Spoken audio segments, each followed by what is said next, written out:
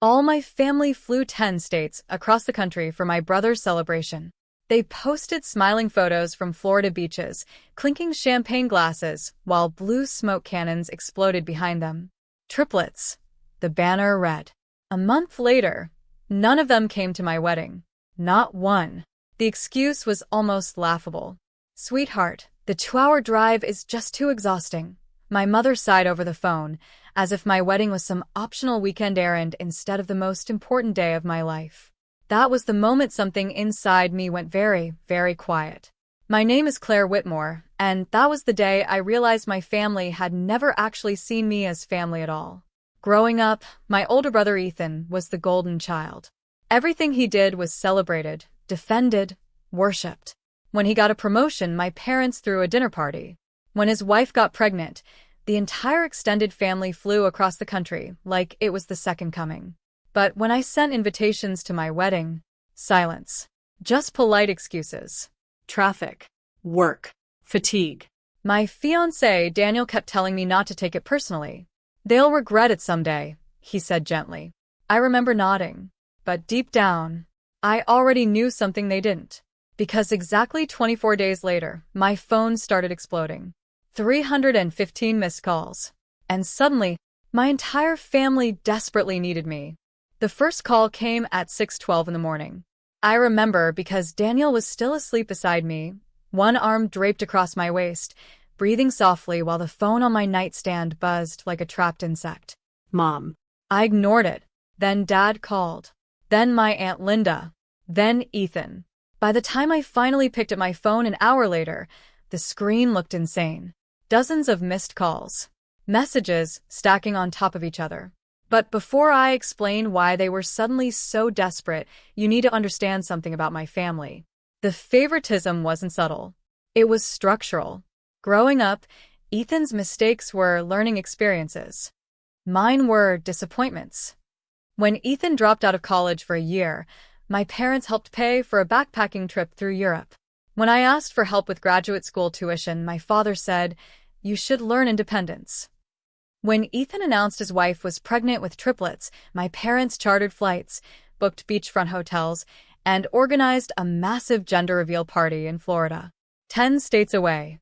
But when I mailed invitations to my wedding, my mother texted back 3 words, "We'll see, honey."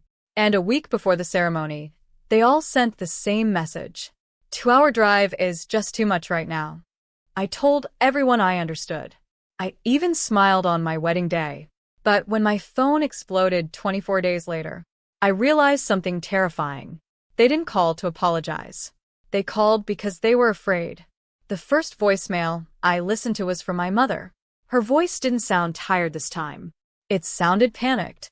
"Claire, please call me back. Right now. This is serious." The second one was my father. "You need to explain what you've done." Explain? I hadn't done anything, at least not yet. But the real shock came when I opened the family group chat.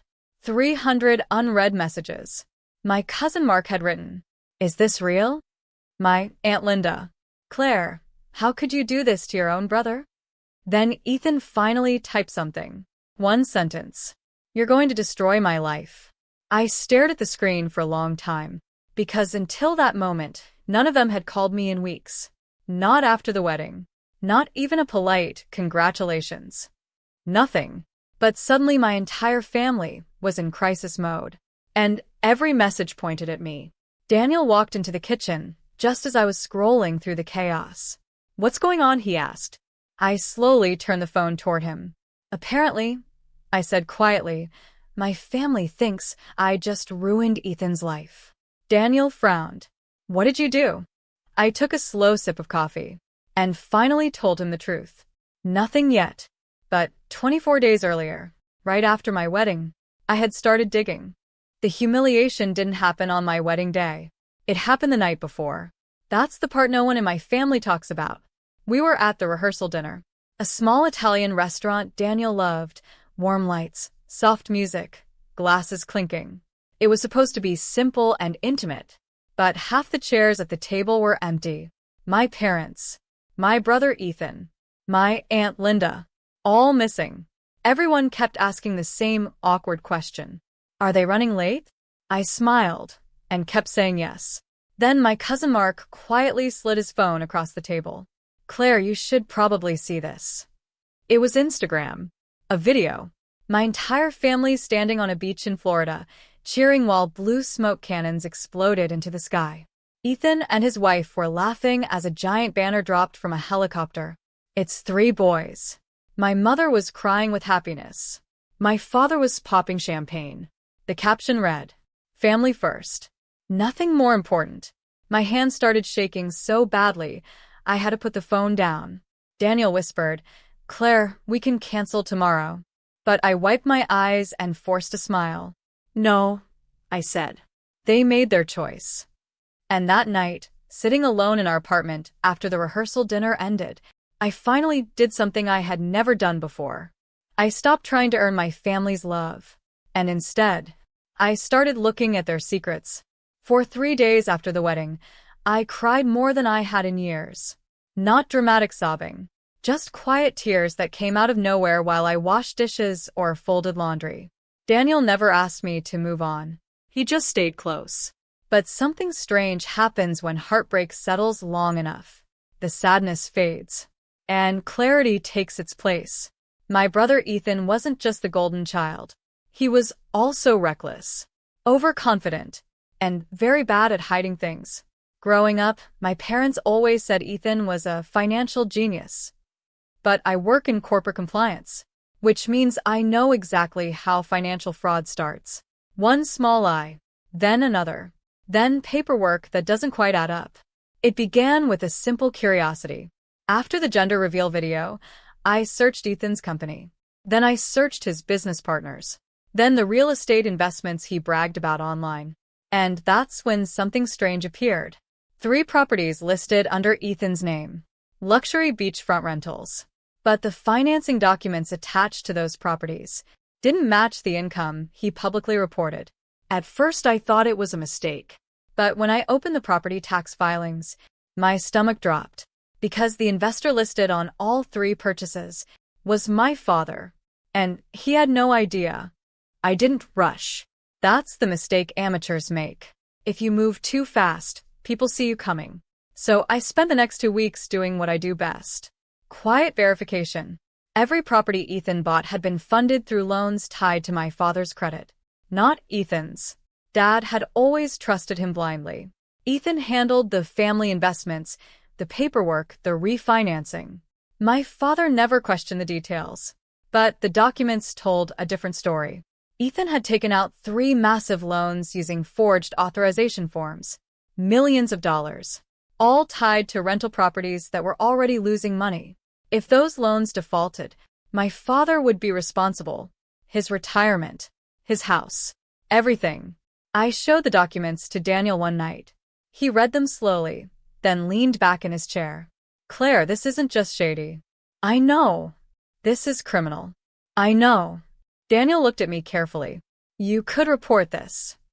I shook my head. Not yet. Because exposing Ethan wasn't enough. If I simply reported him, my family would protect him. They always did. No. This time, they were going to see the truth with their own eyes. And when it happened, they wouldn't be able to blame anyone but him. The bank meeting happened on a Tuesday morning. Ironically, the same bank my father had used for 30 years. I didn't tell my family to go. The bank did. When the loans tied to my father's credit started triggering compliance alerts, the fraud department scheduled a mandatory review meeting. Dad. Ethan. 3 loan officers. And a fraud investigator. I wasn't in the room. But later, my father described the moment everything fell apart. The investigator laid the documents on the table one by one. Loan authorization forms, property deeds, mortgage agreements, all signed with my father's name. Dad laughed at first. This must be some mistake. Then the investigator asked a simple question. Sir, did you personally authorize these loans? My father shook his head. No. That's when they turned to Ethan. My brother's confidence cracked instantly. He started talking fast. It's just temporary financing. I was going to pay it back. But the investigator slid another paper forward. Signature analysis. The handwriting wasn't even close. Dad slowly looked at his own son and asked the question that finally destroyed the illusion. Ethan, did you forge my name? My brother didn't answer. He just stared at the table.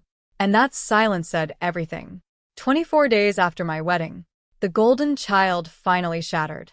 By the time the bank meeting ended, the damage was already spreading. Fraud investigations move fast once the truth surfaces. Accounts get frozen. Loans get reviewed. Lawyers start calling. That afternoon was when my phone began exploding. Call after call. Text after text.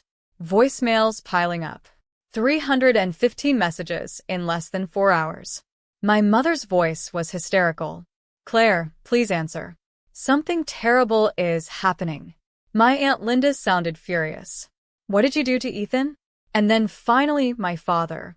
His message was quieter, more confused than angry. Claire, did you know about this? I listened to that voicemail 3 times. Because the answer was complicated. I didn't create Ethan's fraud. I didn't forge my father's name. I didn't gamble millions of dollars on luxury rentals. But I did notice the pattern. I did connect the documents.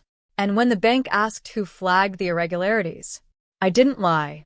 That was enough. Because for the first time in our entire lives, my family was forced to see something they had ignored for years. The truth. The golden child wasn't successful. He was reckless. And the daughter they overlooked was the one who finally stopped the disaster. I never returned their calls that day. Some silences are answers. And sometimes, justice arrives quietly.